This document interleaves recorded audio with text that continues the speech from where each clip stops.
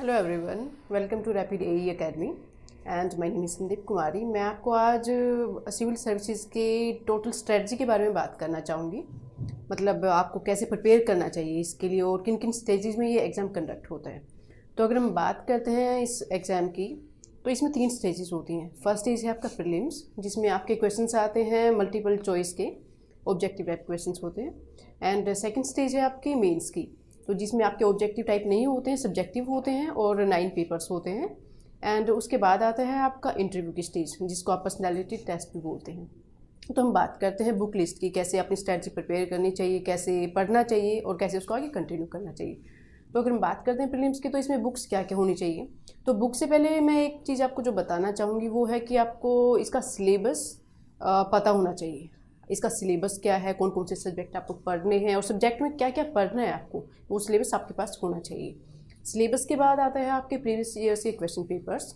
आप चाहें तो पिछले 5 साल के, 10 साल के, 25 ईयर्स तक के आप क्वेश्चन पेपर देख सकते हैं। मतलब कौन से सब्जेक्ट से, उस सब्जेक्ट के कौन से टॉपिक से कौन से क्वेश्चन आए हैं, सो दैट कि जब आप उस टॉपिक को पढ़ रहे होंगे, उसमें देख रहे होंगे कि ये टॉपिक है, ये वाला वर्ड मेंशन किया है, तो इससे क्वेश्चन आया हुआ है कि नहीं आया हुआ है, तो आप उसको रिलेट कर पाएंगे। ठीक है, तो सिलेबस हो गया आपका। उसके बाद से आपके प्रीवियस ईयर के क्वेश्चन पेपर्स हो गए हैं।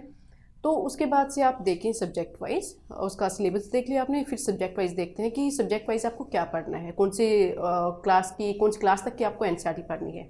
तो अगर हम स्टार्ट करते हैं आपके हिस्ट्री से, हिस्ट्री में आपको 6 to 12 की एनसीईआरटी पढ़नी होगी। तो 6 to 12 में आप 10 तक की एक बार पढ़ लेते हैं, तो 11th और 12th के लिए आप कर सकते हैं या तो एनसीईआरटी पढ़ें। अगर आप एनसीईआरटी नहीं पढ़ना चाहते हैं 11th और 12th की, तो आप तमिलनाडु बोर्ड की हिस्ट्री की बुक पढ़ सकते हैं, वो भी बहुत अच्छी है। दैट्स अप टू यू, आपको कौन सी पढ़नी है, तमिलनाडु बोर्ड की या फिर एनसीईआरटी वाली। और उसके बाद से आप मॉडर्न हिस्ट्री के लिए एक स्पेक्ट्रम की बुक आती है राजीव वहीद सर की, आप वो पढ़ सकते हैं। और उसके बाद से फिर आप आते हैं ज्योग्राफी पे। तो ज्योग्राफी पे आप 6 to 12 की एनसीईआरटी पढ़ेंगे और एनसीईआरटी के साथ साथ that is suffice I think, उसके अलावा आपको कुछ पढ़ने की जरूरत नहीं है। और उसमें आपको एनसीईआरटी के अलावा आप एक काम और कर सकते हैं जो कि इम्पोर्टेंट भी है, उसमें है मैपिंग का। जैसे कि रिवर्स, कितनी रिवर्स हैं, कहाँ से ओरिजिनेट होती है, कहाँ से जाती हैं वो। साथ में आपके बायोस्फीयर रिजर्व हो गए, कौन से स्टेट से कौन सा बायोस्फीयर रिजर्व है, वहाँ पे कौन कौन से और स्टेट उसके साथ में अटैच है उस बायोस्फीयर रिजर्व में, प्लस वहाँ पे कौन कौन से एनिमल्स मिलते हैं उस बायोस्फीयर रिजर्व से या फिर उस नेशनल पार्क से, कौन सी रिवर जाती है, वो सब आपको पता होना चाहिए। तो इसमें आप ये कर सकते हैं कि स्टेट वाइज आप मैपिंग कर लें। जैसे कि आपने जम्मू कश्मीर का बना लिया, तो अलग यूनियन टेरिटरी बन गई है वो। जैसे कि आपने हिमाचल का बना लिया, जैसे आपने यूपी का बना लिया, या फिर कर्नाटका, बेंगलोर में, मतलब कहाँ पे आपको कौन सा बायोस्फीयर रिजर्व मिलेगा। स्टेट वाइज आप बहुत सारी चीज़ें उसमें देखेंगे तो आपकी मैपिंग हो जाएगी। जैसे कि आपको बायोस्फीयर रिजर्व है उस स्टेट में, उसमें कौन सी रिवर है, उसमें कौन सा कल्चर है, बहुत सारी चीज़ें आपको मिल जाएंगी अगर आप स्पेसिफिकली स्टेट वाइज उसको प्रिपेयर करते हैं। और 6 to 12 की एनसीईआरटी आई थिंक इनफ है ज्योग्राफी के लिए, प्लस आपकी मैपिंग हो गई। एंड उसके बाद से आपका आता है इकोनॉमी का। इकोनॉमी में आप 9 to 12 की एनसीईआरटी पढ़ सकते हैं। इसमें बहुत ज़्यादा सिलेबस नहीं है, उसमें बेसिक टर्म्स होते हैं एक्चुअली, जो आपको हर रोज़ न्यूज़पेपर में भी देखने को मिलती हैं। बट वो आपको बेसिक टर्म्स का पता होना चाहिए, उस कंसेप्ट का पता होना चाहिए, उसका टर्म का मतलब क्या है, और मतलब डेली जो न्यूज़पेपर में आती है, सो दैट कि आप उसको कोरिलेट कर पाओ। उसके बाद से एनसीईआरटी के अलावा आप इकोनॉमिक्स में पढ़ सकते हैं, जैसे इकोनॉमिक सर्वे हो गया आपका, प्लस आपका जो बजट आता है उस बजट का आप एक बार समरी देख सकते हैं। और इकोनॉमिक सर्वे का भी आप यही कर सकते हैं, मार्केट से समरी ले सकते हैं, बिकॉज अगर ओरिजिनली पढ़ोगे उसको तो बहुत बड़ा है, बहुत ज़्यादा टाइम लग जाएगा आपका। ठीक है, उसके बाद से अगर हम पॉलिटी की बात करते हैं, तो पॉलिटी में आपकी 6 to 12 की एनसीईआरटीज हो गई। और उन एनसीईआरटीज में भी आप देखेंगे कि एक 9th क्लास की एनसीईआरटी है वो, constitution network, that is the most important book. 6 to 12 के एनसीईआरटीज, प्लस इसमें ये वाली जो बुक है कॉन्स्टिट्यूशन नेटवर्क, वो आपको बहुत अच्छे से पढ़नी है। साथ में एक रेफरेंस बुक ले सकते हैं इसकी, जो कि है पॉलिटी की बुक, जो है एम लक्ष्मीकांत के द्वारा लिखी गई है, वो वाली बुक आप पढ़ सकते हैं, बहुत डिटेल में उसमें मेंशन किया हुआ है सब कुछ। एंड पॉलिटी के बाद अगर हम बात करते हैं एनवायरनमेंट की, तो एनवायरनमेंट के लिए जो बच्चे रेफर करते हैं, टॉपर्स भी उसी को बताते हैं, तो आप देखेंगे कि शंकर आईएएस की एक एनवायरनमेंट की बुक है, आप उसको पढ़ सकते हैं। और उससे पहले अगर आप चाहें तो थोड़ा बहुत एनवायरनमेंट के लिए जो 12th की साइंस की एनसीईआरटी है बायोलॉजी की, तो उसके लास्ट कुछ 3-4 चैप्टर्स हैं, वो उसको पढ़ सकते हैं बेसिक प्रिपेयर करने के लिए। एंड देन आप ये जो शंकर आईएएस की बुक है इसको रेफर कर सकते हैं। प्लस आप एनवायरनमेंट के लिए हर रोज़ के न्यूज़पेपर पढ़ सकते हैं, उसमें कुछ ना कुछ मेंशन किया होता है, कहाँ पे कौन सी नई स्पीसी मिली है, क्या कुछ, जैसे एनवायरमेंटल पोल्यूशन है उससे रिलेटेड कुछ है। तो आप हर रोज़ के न्यूज़पेपर को इसके साथ कोरिलेट करके पढ़ेंगे, ठीक है। तो इसके बाद अगर हम आते हैं न्यूज़पेपर पे, तो न्यूज़पेपर एक ऐसी चीज़ है जो कि आपको हर रोज़ की जो डेली क्या चल रहा है नेशनल लेवल पे और इंटरनेशनल लेवल पे उससे रूबरू करवाएगी।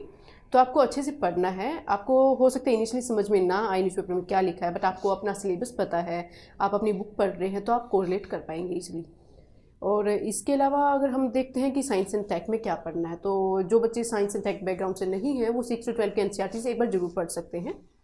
और उसमें आप फिर देखेंगे कि सब कुछ तो इम्पोर्टेंट नहीं है। जो 11th और 12th की बायोलॉजी या फिर स्पेसिफिकली 12th की बायोलॉजी है उसको आप पढ़ सकते हैं। प्लस आप करंट अफेयर से जो कुछ भी नया चल रहा है न्यूज़पेपर में, मतलब क्या कुछ नई टेक्नोलॉजी आई है डिफरेंट फील्ड्स में, जैसे कि हेल्थ केयर में हो गई, एजुकेशन में हो गई, एग्रीकल्चर में न्यू कोई टेक्नोलॉजी आ गई है, तो आप उसके बारे में डिटेल में पढ़ें। जैसे कि आपकी 2020 के प्रीलिम्स में क्वेश्चन आया था, that was related to blockchain technology. मतलब आपको सिर्फ हेडिंग ही नहीं पढ़ना है, आपको बस ओवरव्यू नहीं देखना है, उसके डीप में भी आपको स्टडी करनी है। अगर कोई न्यू टेक्नोलॉजी है या फिर कुछ लास्ट 2-3-4 साल से न्यूज़ में है, तो उसके आपको डिटेल इन्फॉर्मेशन होनी चाहिए। और ये सारे सब्जेक्ट हो गए हैं आपके जो प्रीलिम्स में काम आएंगे, प्लस ये वाले मेंस के पेपर में भी काम आएंगे। और मेंस के कुछ और टॉपिक्स हैं, कुछ और बुक्स हैं जो आपको पढ़नी पड़ेगी, जैसे कि डिजास्टर मैनेजमेंट हो गया है आपका, इंटरनल सिक्योरिटी हो गया है, या फिर आप एथिक्स की बात करें, एथिक्स की एक बुक आती है लेक्सिकॉन की, या फिर एक डी सुब्बा राव की है, आप वो पढ़ सकते हैं। तो ये कुछ जो टॉपिक्स हैं, आप चाहें तो इनको प्रीलिम्स के पहले पढ़ सकते हैं, जो आपके पास टाइम होता है 5-6 महीने का, उसमें इनिशियल 2-3 मंथ्स में आप इसको कवर कर सकते हैं, जो कि मेंस वाले रिमेनिंग टॉपिक्स हैं इंक्लूडिंग वर्ल्ड हिस्ट्री। और जैसे प्रीलिम्स के 2-3 महीने पहले आप प्रीलिम्स के ऊपर ही फोकस कर सकते हैं। एंड जो बाकी बुक्स हैं, इंटरनेट सिक्योरिटी, डिजास्टर मैनेजमेंट, ऐसे कुछ जो छोटे छोटे टॉपिक हैं वो आप बाद में भी कर सकते हैं।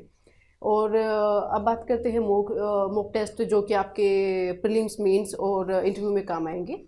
तो आप प्रीलिम्स के लिए कम से भी कम 50-60 टेस्ट जरूर दें। उन 50-60 जो टेस्ट होंगे उनमें आपके प्रीलिम्स जो प्रीवियस ईयर के क्वेश्चन पेपर है वो भी इंक्लूडेड है। आप पिछले 10 साल के पेपर्स उठाएं, आपने 15 साल के पेपर्स उठाएं, आपको पता चलेगा कि यूपीएससी का ट्रेंड क्या है, वो किस टॉपिक से कौन सी बुक से क्या क्वेश्चन पूछ रहे हैं, ठीक है।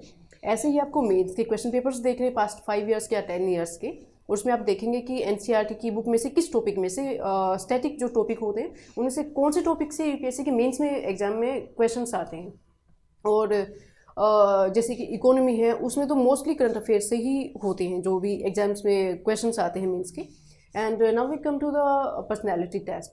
इसके लिए आपको डे बाय डे जो आपकी लाइफ है उसमें कुछ ना कुछ इम्प्रूवमेंट करते रहना चाहिए। जैसे कि कल तक आपके जो एक नॉर्मल लाइफ थी, आप नेक्स्ट आपका जो लेवल होगा एग्जाम क्लियर करने के बाद का, वो एक एडमिनिस्ट्रेटिव लेवल का अंडरस्टैंडिंग चाहिए होती है आपकी।